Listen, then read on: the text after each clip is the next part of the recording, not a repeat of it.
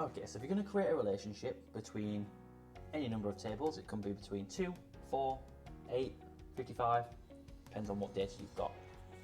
Now the whole purpose of a relationship is to link tables together. So at the moment I have 3 different tables. Now if you're not sure how to get tables into Access, then please see one of my previous videos where I go ahead and explain how to import external data or go ahead and create data from scratch. So I've got 3 tables. I've got author, book, and I've got publisher.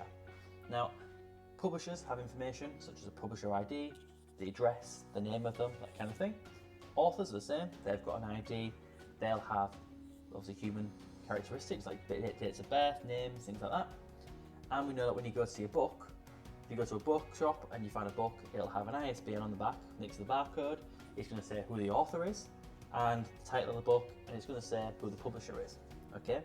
Now, obviously there are many different publishers, many different authors, some may have the same name. So all these tables are going to have a primary key. So we've got publisher ID and author ID, and the ISBN is a primary key for a book.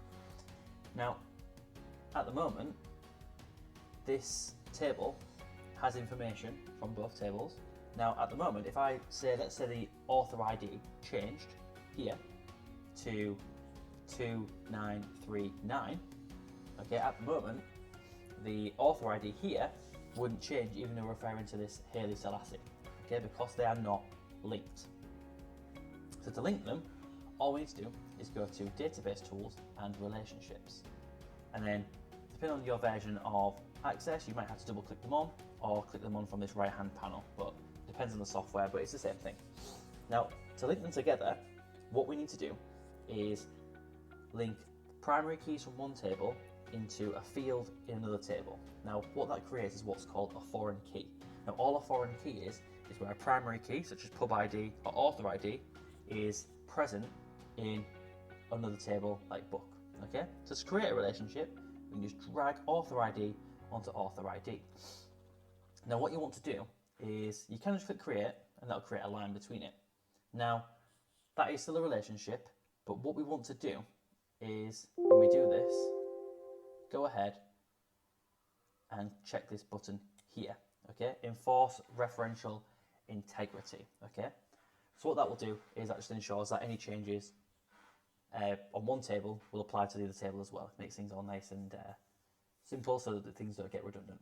Press create, and I've got an error message. Now this actually is quite good. You could say it's embarrassing, but it's because I've got all these tables open. Now, most actual errors in Access that I get from students are mistakes like that, okay? And that's because you've got the tables open and you just work like you would normally. Like I would have lots of tabs open when I'm working because you don't know if you need them or not.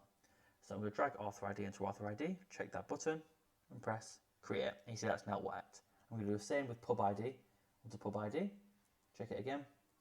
Now what we can see here, it's got a 1 and an infinite symbol. Now what that means is one to many, because one publisher would publish many books, just like one author could write many books. So it's more of a computer science problem if you do A-level, but you do have to understand the different types of relationship, like one-to-one, one-to-many, and what you don't ever want is a relationship that is many-to-many, because that's just confusing and it doesn't really help with databases. Normally you have to create a separate field that can manage that information. But that's it. Now I've created my relationship, I can go ahead and create a query or anything like that that I need to do.